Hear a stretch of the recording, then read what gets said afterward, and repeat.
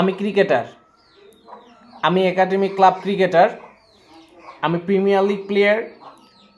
Dhaka league খেলার যে process সেটা অনেক দীর্ঘ প্রসেস। এই প্রসেসে কেউ ক্রিকেটার হতে চাইলে তার বয়স 28 থেকে 30 হয়ে যায়। যখন কেউ এই প্রসেসে পূর্ণ ক্রিকেটার হয় তখন তাকে বয়সের অজুহাতে সুযোগ থেকে বঞ্চিত করা হয়।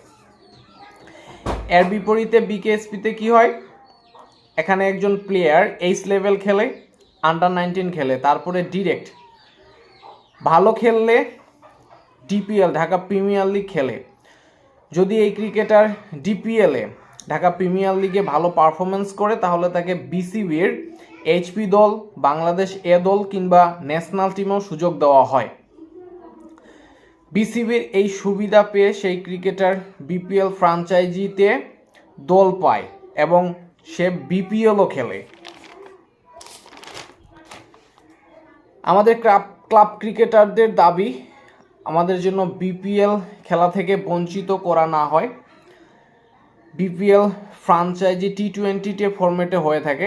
টি-20 খেলার জন্য ম্যাচুইড প্লেয়ার প্রয়োজন, যে প্লেয়ার আসলে যথেষ্ট স্কিলফুল, অ্যাবিলিটি সম্পন্ন এবং কোয়ালিটি সম্পন্ন হবে। এতে বিপিএলে প্রতিদ্বন্দ্বিতামূলক একটি টুর্নামেন্ট হবে এবং দর্শকের কাছে গ্রহণযোগ্যতা পাবে।